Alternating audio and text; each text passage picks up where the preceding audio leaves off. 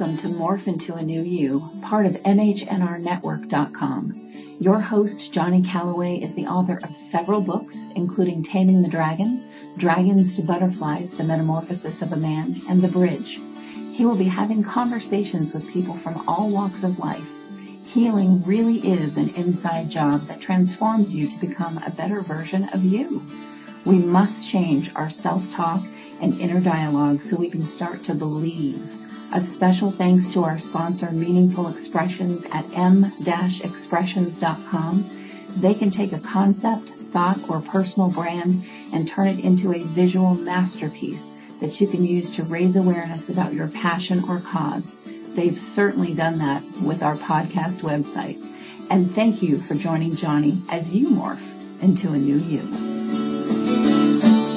Hello, everybody. This is Johnny Calloway, host of Morph Into a New You, where we believe changing thoughts changes lives. Proud to be a part of Mental Health News Radio Network. And we always want to throw out a thank you to Kristen Walker for producing this for us and providing us with a platform so we can be heard.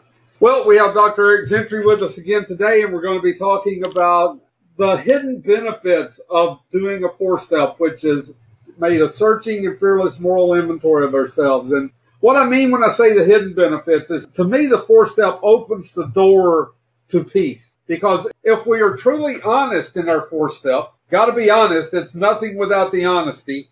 But if we're truly honest, then it has to create some level of humility. Because when you're honest with yourself about yourself and you realize that you're not all that in a bag of chips, it's got to lower some of that false sense of pride. And not only that, it opens the door to some compassion and understanding and empathy, because when you take an honest view of yourself, in my mind, you have to somewhat become a little more understanding of those people that you're usually so quick to judge. So we're going to talk to Eric about that today and see what he can throw in with that. And I can't wait to hear what he's got to say about this. He may shoot me right out of the saddle, right out of the gate. Hey, Eric, how you doing? Hey, Johnny. I don't shoot anybody out of the saddle anymore.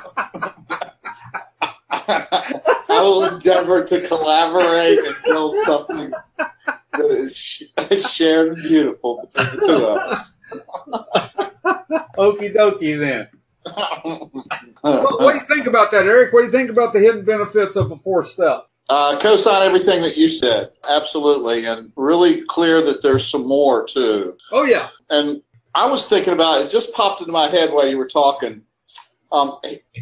A brief little story. When I first got clean, I had been playing music before I got clean. And then after I cleaned up, I started writing recovery music. And, that continued on for 20 years, 15 years. And then I got more and more serious about it. When I moved to Sarasota in 2004, I started playing with some guys, and we got kind of serious about doing recovery music. And in 2012 and 13, recorded in Nashville a CD. And in 2006, we recorded our first one. And clearly, I was the vocalist, and my vocals were just not up to quality. And a friend of mine, Bud, you may know, suggested that I go work with this vocal coach, and his name is Danny Ellis. And the very first day that I went to work with him, and he completely changed the way I sing, and I have a pretty decent voice today, and it's all due to him. And I went to his house and took my guitar, and he's Irish, he's from Dublin, and he scratched his little beard, and he said, "Play me a song." I wish I could do his brogue.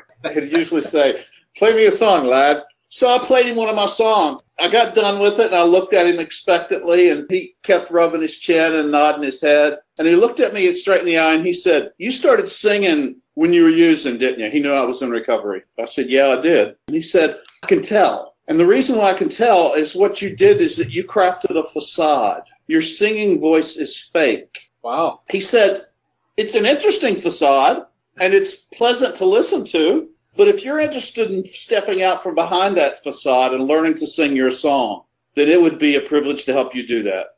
Wow. Yeah. And he taught me how to have an authentic voice. He taught me how to, instead of being so afraid about what other people thought about what I was singing, he taught me to get in touch with my heart and my soul and sing from an authentic place. And if the fourth step does anything, that is the first step to, I was thinking about the title of your show, Morph Into a New You. What the fourth step does is it is truly the greatest leap to, instead of becoming a new me, it's becoming me. Right. It is becoming myself. Right. And you just can't, an addict can't get to themselves except through the gauntlet of the 4-step, I don't believe. Yes, absolutely. And of course, in Miracles in the Teacher's Manual, where it talks about the development of trust, it talks about reaching a bottom. It talks about losing everything, and it talks about that being what we call in the 12-step rooms the gift of desperation. And it truly is a gift because, and where the 4-step ties into that for me is the pain. The desperation forces me to seek, forces me to search, and that's what we've been doing all along. I looked for it in syringes. I looked for it in the bottom of liquor bottles. I looked for it in the bottom of bags of pot. I looked for it everywhere. The only place I would not look for it was within me. That's where all that seeking for me takes me. It's like, God, please let me find this. Let me find that. Well, quit looking for it. You got it. It's there all along. Shortly after I quit using, I used to would not leave my house without a baseball cap on my head. It was like it was not happening. And one morning while I was still married, I got up and my buddy's out in the driveway honking the hell out of his horn, wanting me to come on. We're already late. I'm running all over the house looking for my hat. I go and I wake my wife up. I said, what have you done with my damn hat? And she started laughing. I said, this ain't funny. He's ready to go. She said, it's on your damned head. Now, I'm tying that into this because I spent all that time looking for God or some connection, but I looked for it outside of me. I never found it until I truly looked within. And the pain that drove me to that caused me to searching fearlessly to find. But man, I had to turn over a lot of rocks to come to that conclusion, man.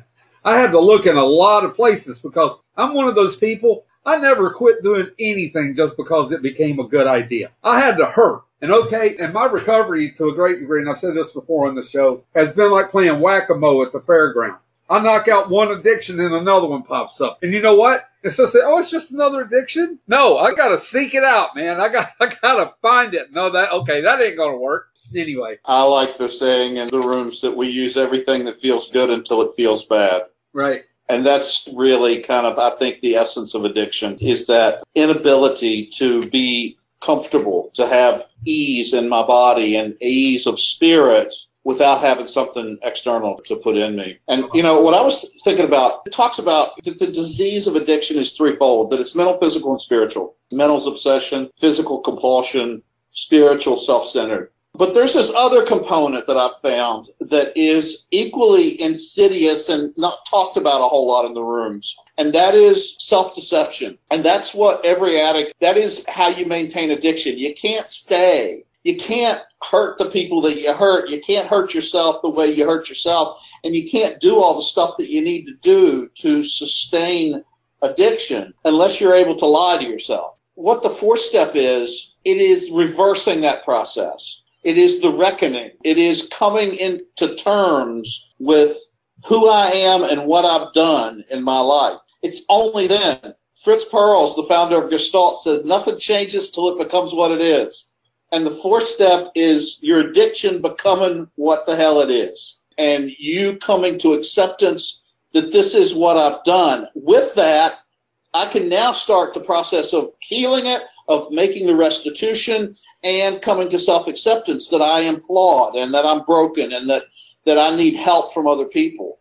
But I can't get there unless I come to full head-on facing of the things that I've done. You know, on one of the greeting cards I did, it was directed toward the 4th step when I wrote it. And it says, we must face the dragon to become the butterfly. Until we look at all those lies, and they're lies that we tell ourselves about ourselves, not only about ourselves, we tell ourselves lies about the world, about life, about everything. Everything is predicated as a deception. So I'll tag on to you there. But until we look at it, we don't see the lie of it. And we don't look at it. It's not like all of a sudden, oh, wow, there that is. It's like, for me, I had to dig.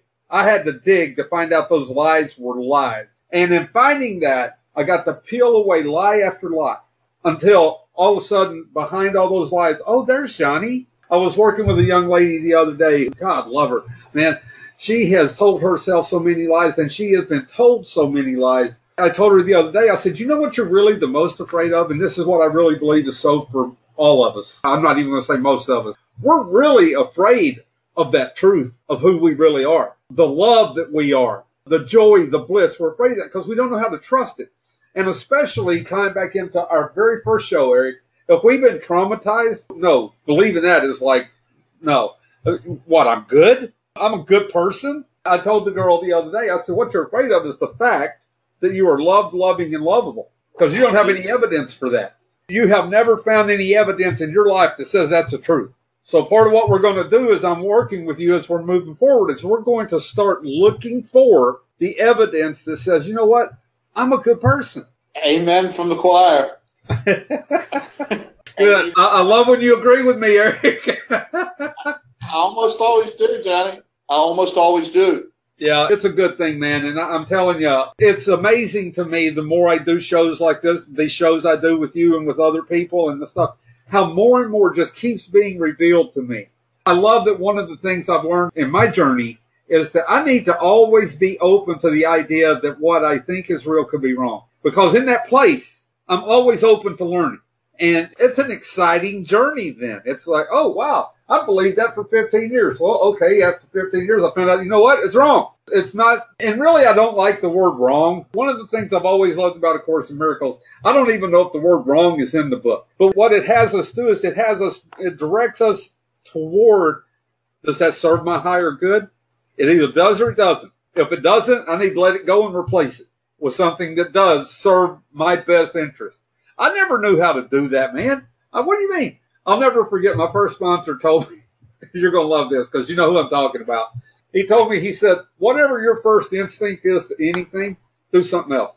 Because your first instinct is always self-destruction. So then I went to worked with him for about 6 months, and one day at lunch, he says, you know, I've gotten to know you a little better now. And he says, you remember that conversation where I told you about your first instinct? He said, yeah. He said, well, now that I know you, whatever your first 10 instincts are,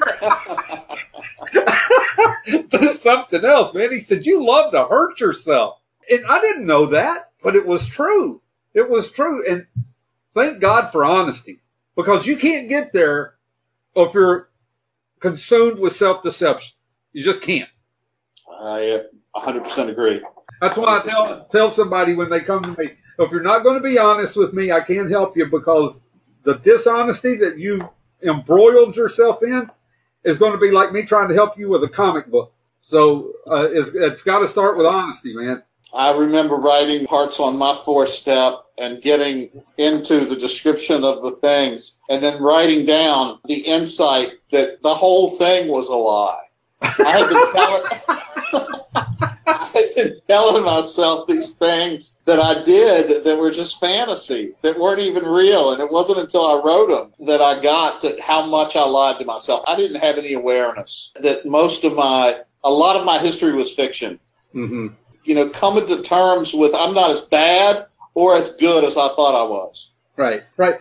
Well, that's what the 4-step does, is it balances perception. You know, it gives us the clarity to see ourselves as we really are. And it's kind of like addiction is a form of narcissism. You know, it's all self-serving. It's all about self-obsession. And what we do is that we gnarl up our beliefs about ourselves so that we can live with ourselves. And so we just tell ourselves and everybody else lies because we think that we got to be liked and that we need to exploit people to get what we need. You know, it was all about survival. It was desperation, as you said earlier. But as we complete the 4-step and get to the other side of that, there is that reckoning of where we have to settle into dealing with ourselves as we are rather than who we think we should be or who we thought we were. Right. You know? Or even who we want to be.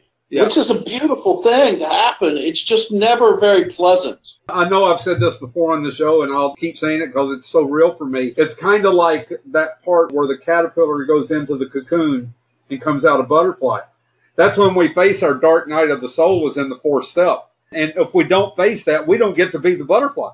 If we don't go into the cocoon, we don't get to be the butterfly. And the irony of it all is we were the butterfly all along. Another lady I love, she helped me so much in my own healing, and I did a podcast with her a while back. She talks about how we were hypnotized as children with lies, and that a big part of our recovery is about peeling away and finding out what was hypnotization and what was real. For me, I was hypnotized about everything, man. Everything in my life was a lie. I got a brother that died before I was born. I've been told 8 different stories as to how that kid died. I don't know to this day how he died. So my family lived on those lies. That was just one little example. It was everything. I've been told my great-grandmother was full-blooded Cherokee Indian. She may not even been in America. I don't know. It's about sorting it out. And I think that's where the third step gives us the courage. Amen. The third step gives us the courage to be able to face the truth. I would take that baton and carry it a little bit further. Okay. And say that the completion of the fourth step is evidence that you have a third step. Right. Yes. You're not operationalizing the faith of the decision to turn your will and your life over until you use that faith to be able to confront yourself. Well, it's so amazing you say that way, because something I've said forever, I don't know when I started saying this, a decision is not really a decision until an action has been taken. Prior to taking an action on the decision, it's just a damned idea. Now, how do I show myself that I've made the decision in the third step to turn it over? I'm writing my fourth step. When I start writing my fourth step, that's the decision. That shows me that I actually made a decision. I just didn't think, oh, wow, that's a good idea. It's like, okay, I can do this now. So now I'm going to decide to move on. I like that process of writing the fourth step, because not everybody, but I've sponsored scores of men in 30 years and a handful of women, and walked with them through the fourth and fifth step process. And it's not everyone, but a majority, 80%. The way they do the fourth step is they write a bunch of it, a goodly chunk of it, and then stop writing it. And it's avoided for a while. And what happens is it gets so painful that the person cannot continue to stay clean, stay sober, without writing that step. That they reach the threshold of whether they're either going to die, kill themselves literally, relapse, or surrender to the program. And, I wrote a 300-page four-step, my first one, and it took me 10 months and 22 days to write that four-step. And it took me 10 months and 21 days to write 150 pages. It took me 1 day to write the second 150 pages, because I just reached that place where I needed to get it done, where I couldn't stand to be wallowing in that anymore. And, that was a miracle in my recovery. And I immediately shared it with my sponsor, and I got relief from myself as a result of completing that four step. It was, I look back on that, and it's really the first ordeal of my life, spiritual ordeal, that I completed, that I followed through to the end. It set up a new frame of reference that I can walk through hardship and get to the other side. I couldn't do that when I came in the rooms. I could not walk all the way through hardship. I found an excuse to bail on it. One of my sponsors along the way told me that I was an incredible 8-inning ball player. Incredible what? 8-inning? 8-inning ball player. He said, Johnny, you play a great game right up to the 8th inning. And then you'll go get a soda. It became a big deal for me to see things through. A big deal. When I started writing my book, Dragons to Butterflies, which is why I get to have this podcast, I made a commitment to myself. I was sticking with it to the end. And it was kind of like what you said about your writing your fourth step, because my book is my story. I wrote 22 chapters in 9 weeks, because once I started, I could not stop. It was like I'd popped a head on a big pimple, and it just had to come out, man. And I couldn't stop. Seriously. But the freedom that has come for me as a result of facing the truth of me, it's freeing. It's incredibly freeing. It's like all of a sudden, it's like I don't have to hide. It's such a great gift to be okay with being Johnny Callaway. I don't have to try to act or do or be like Eric Gentry or like my first sponsor, my last sponsor. I don't have to. No, I get to be me. All the warts, all the things. It's like I just get to be me. Wow. And I don't know if there is a better articulation of the antidote to shame than what you just said there. That is the diametric opposite. It is 180-degree opposite of shame is self-acceptance. Oh, yeah. And that's what you just described, is self-acceptance. Well, and that's why I say the hidden benefits of the fourth step, and why I talk so much in that one blog I did, because, man, peace comes from that. Peace of mind comes from that. I don't have that war going on in my head. Because when you're you and you're trying to be somebody else, there's a war going on there. There's an incredible conflict happening there. And the sad part for me today is the me that I was trying not to be was really a pretty good guy. Uh-huh. So it's just mind-boggling to me. And it can be a real challenge getting that message over to the guy that's just beginning on this journey. You say, what I have to do is like, you know what? In this area, it would really behoove you just to trust and move forward in blind faith. Because what's on the other side of this for you, I can't even describe it to you. So just know that whatever you come out of this with is better than what you got right now. That's right. That's right. Yeah. Beautiful. Go ahead. I was thinking also about, one of the things that's happening in the process of from the time that we hang up the chemicals until we write a 4-step is that we are for the first time functioning in a community, that we are sharing in meetings and we're being heard. And, I've said this before, that I think that I shared myself into existence. That process of being able to come to meetings early in recovery and just share about what my day was. I remember that the way that I didn't get high early in my recovery was I thought about how I was going to share it in the meeting that night. I would rehearse all day long. Of course, I'd forget about it when it came meeting time, but all day long I was rehearsing about putting together these epic freaking shares that were going to, everybody was going to just wow and knock their heads. Whole room was going to levitate. That's right. Wow, can't wait till Johnny shares so we get going here. Yeah.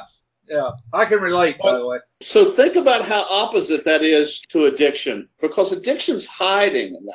In addiction, you have to be deceptive. You have to be manipulative. So you're always chameleoning and you're watching other people and you're figuring out about how to work them and gain from them. And that's the adaptation of addiction, is a hyper focus on everybody else. As we start spending time sharing honestly, the fellowship I go to says that honest sharing is the antidote to our diseased thinking. And I think that's a pretty accurate psychological principle, not just for addiction, but when we get honest with ourselves and we bring that forth and let other people hear us share what's true for us, and they nod their head and we make eye contact, there starts to be something other than addiction in our lives. There starts to be this foundation and connection of other human beings that I am having a kinship with. I am knowing that they're the same I am. And that kinship and that strength that they have gone through this process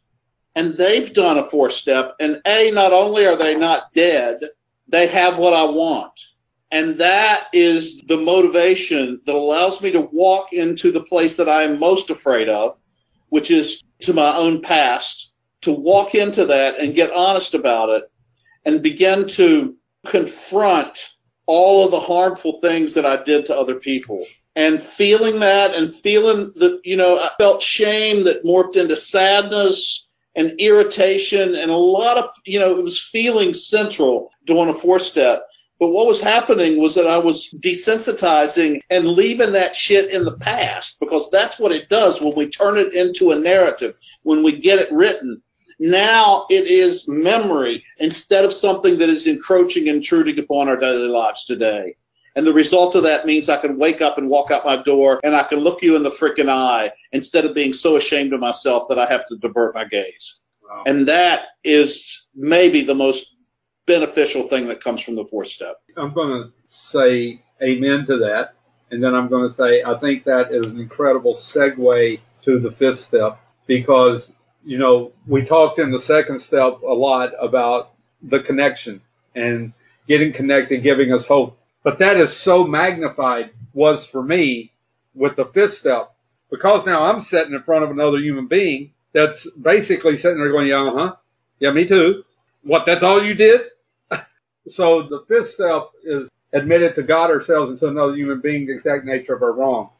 In that place, that door that we opened in the 4th step just gets blown off the hinges. Because, that's right. It just gets blown off the hinges. Because now I got another human being and God I'm sitting with, and we're like, okay, I'll never forget. And that part, that you were talking about earlier about in the 4th step about how we want to think we're either the worst or the best. And to me, that's part of the tactic of the disease part of the mind. It's a tactic. It's like, oh, I can't tell.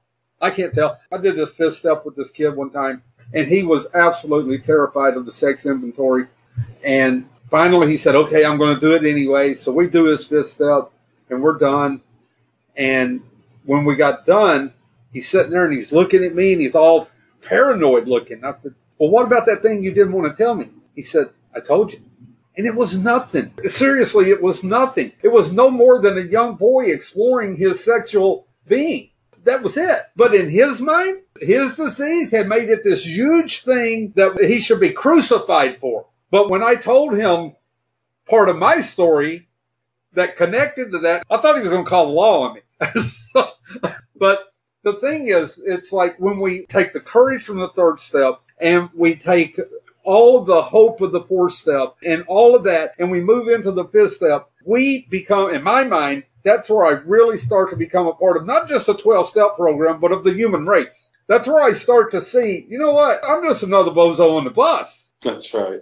I'm not the best bozo. I'm not the worst bozo. I'm just another bozo on the bus. Then I can be a part of the world that is so much bigger than me. That's what I was trying to share earlier, is that before the fourth step, I have so much shame that I am, even in the rooms, I am still isolated. I still am holding, before my first fourth step, I still held the belief that I was different than you, that I was terminally unique. And while this might work for you, I was so bad that while I'm going to go through the processes, I don't think that there's any way it's going to work for me because of how evil I was. Right. And with the completion of the fifth step, that dissolved, and I became part of the we. And an addict becoming part of the we is at the intersection of where God is present. That is the miracle of where an addict can lose the self, become anonymous as part of the we that supports other people healing. That is the miraculous occurrence. And it happens in the meetings, every meeting a lot of us go to. Right. And it is miraculous. It's incredible. Miraculous. Yeah. It is. Yeah. To me, it rates right up there with walking on water, because if you think about it, the courage that it takes to reveal the truth of you to another human being. I can't swim a lick, but I'm telling you, that was as frightful for me as stepping out of a boat onto the water, because it's like you really don't know at that point, you don't know what you're stepping into. Hopefully you've had enough of listening to other people that have done it that you're like, okay, well, Eric did this. Okay, well, Ed did this. And look at them now. They are who I want to be. They are what I want to become. And they say that the way they got there was to step out of this boat and put their toes in the water. So I'm like, all right, man, you just reach a point where, again, it's like you don't know what's out there, but hopefully through the honesty that hopefully you've been using up to this point is like, I don't know what's over there, but I know this sucks. So I really got nothing to lose. My fifth step, I had on 6 legal pads, and I scheduled to do it with my sponsor, and we scheduled the whole day, and it turns out that the day that I went over, met him early in the morning, his wife was sick, and they had a 1-year-old baby. Who's now just got married, and she's 30. Wow. He was on baby duty, and he had to go to the store. So I'm like riding in the car, going through the grocery store. We had to go to Lowe's, and I'm reading the 4th step to him. And just all day long, kind of going through that, just plowing through it. And we finished it up. I was living in Huntington, West Virginia at the time. We went down to the river, and I remember it was just a beautiful day. The sun was going down over the river. And the very last section in the guide that I used is on guilt and shame. And I remember the terror that I felt. It moves me right now, man. and looking in his face and seeing somebody loved me. And I knew I could share that stuff with him. Like it's such a weird thing. I was terrified to do it, but I wanted so badly to have to not have to carry that stuff all by myself anymore. And I just was stuck there for a solid half an hour, not being able to get it out. And he just sat there with me quietly, and he looked at me and he nodded. And he shared about some of his stuff that he was ashamed of, and it was a lot of my same stuff. And you know, I got it all out, and he said he loved me. And, you know, and getting over that hump has given me the joy of getting to do that with other men, of where I get to hear and absorb that and then share back my experience, strength, and hope so that they understand what you're talking about with that kid, that they understand that they are not alone, that we have all done the same things. I've heard a lot of 4 steps, and they're all the same damn thing. Everyone, you know, we've all done the same things that we're all so ashamed of, and it's really cool that we get that relief from ourselves and just the prison that we have put ourselves into with our own self-judgment and damnation. It really is. Last thing, I'll shut up after that, is, you know, you talk a lot about the Course. It really is the atonement at one-ment.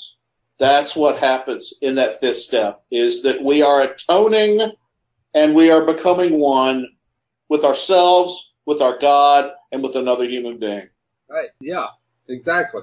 And I'm so glad you brought up the prison part of it, because one of the things I learned is, like, I did live in a prison. I never went, quote unquote, to prison. Wasn't because I didn't do some stuff that where I could have. I just didn't go. But I lived in a prison. A felony every day.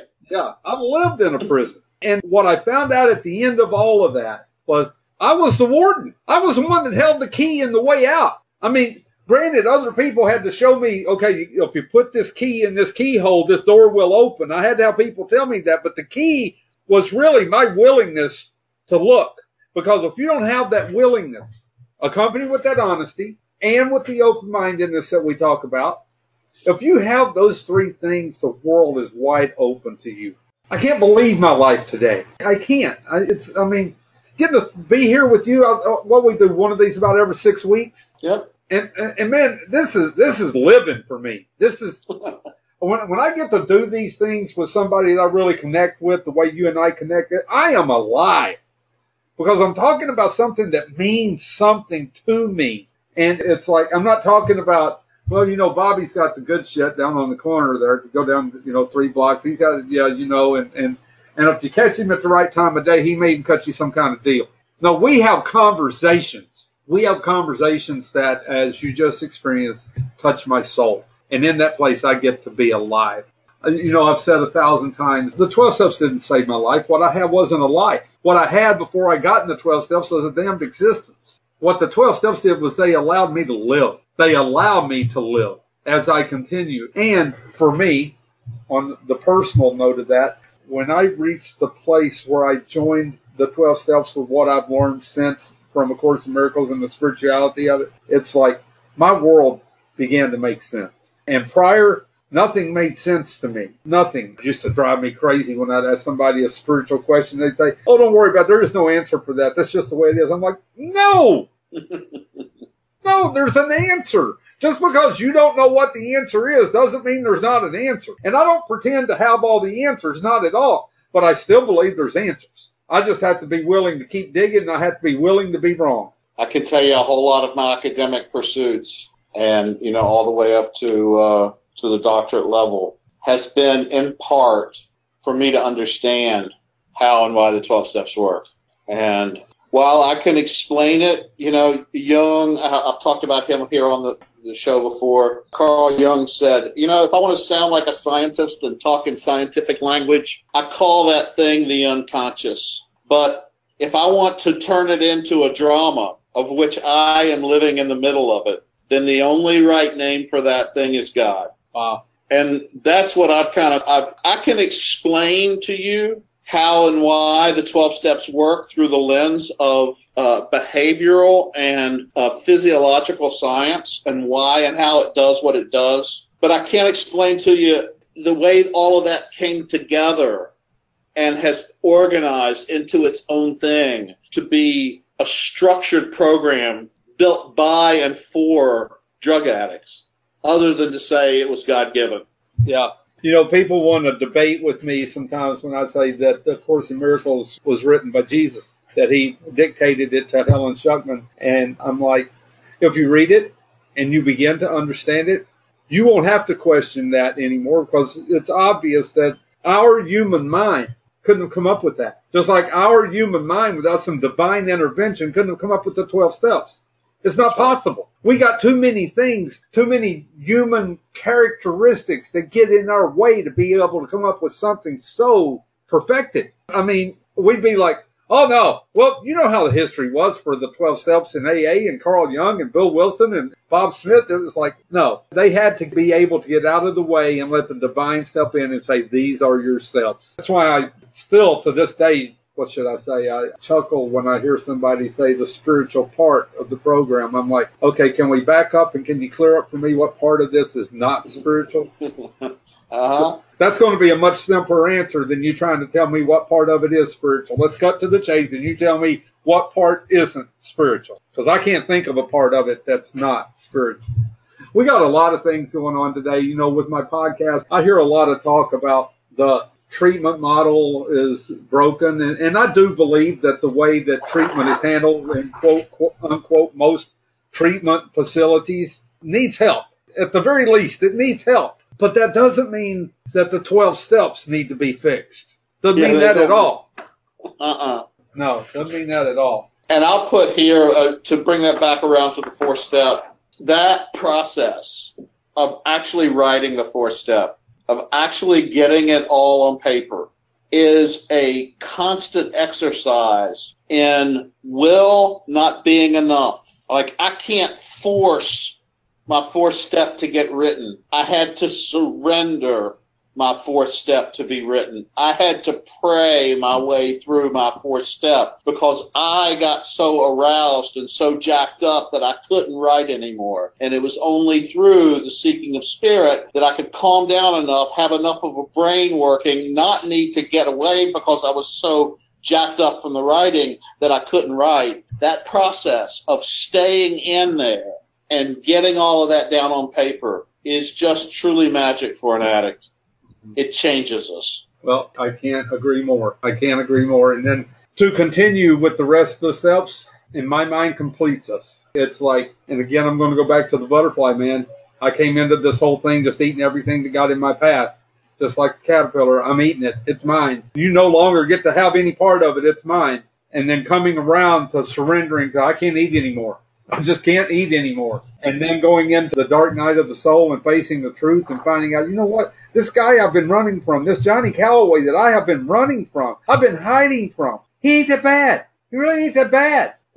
And then to get to become, I still hesitate to call myself the butterfly because I think of a butterfly as a completed piece of art. I'm not completed.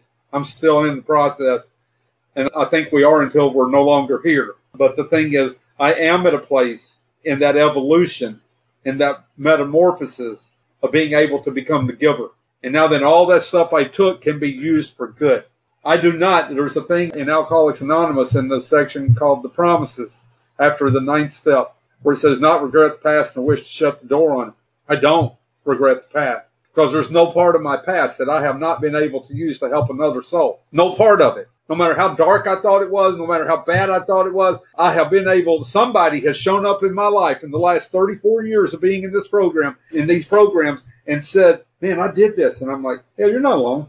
I did that. And look at my life today. Not like I'm not the CEO of some big company. I'm just a guy. I'm still just a guy. I'm still just another bozo on the bus. But I'm a happy bozo on the bus. I'm a contented bozo on the bus. And I love that. Me too. And it's taken every one of those experiences back there to get me here. Absolutely. Absolutely. You know, Richard Bach said in Illusions, you've lived your entire life for this moment. For this moment, yeah. Was it worth it? That. Was it worth it? I have a resounding hell yes that is followed with a whisper that says, doesn't mean I want to do it again. There's so much of that shit that I don't want to do again, but I'm so grateful it's a part of my path. Yep. But I ain't signing up to do it again. Yeah, me either. You know, just a little side note, something I heard in a 12-step meeting one time that I laughed my ass off, and I know you're going to relate to this. It was, you know how we periodically we have the topic of the yets that we haven't experienced yet? we were talking about the Yets, and we're going around the room. We get to this one guy, and he said, I'm not afraid of the Yets, man. I'm afraid of the agains. So, okay, guys, we'll have Eric back with us here in a few weeks, and we'll talk about a little more. We'll probably get a little more into the 5th step, and we'll talk hopefully about the 6th step, and we'll keep going until we get through to the end of this thing. And I want to say thank you.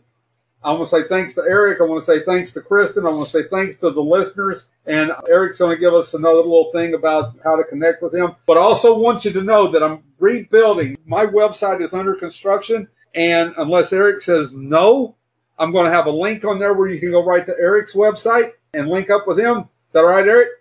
That's great. Yeah, people will be able to link right up with you because, Eric has given us a lot of information over the last year that's been incredibly helpful for all of us. So thank you, Eric, and tell us again where you can be found. A couple of different places. AZ Trauma. I'm the co-owner and vice president of Arizona Trauma Institute, and it is AZ, like Arizona, trauma.org. is that website, and the music website, if any of you are intrigued with want to listen to some recovery music, is www.cleanmusic, music.com. Thank you, Eric. And I have a tendency to forget this. Please go to Amazon and pick up a copy of Dragons to Butterflies. And also, I got 2 new books coming out in July, The Bridge and Taming the Dragon. Keep an eye out for those, and come back next week for another show. Thank you very much. Okay, everybody. Thanks for listening. Remember, never give up. Always keep it real and take time to smell the roses. And please sit down and watch a butterfly.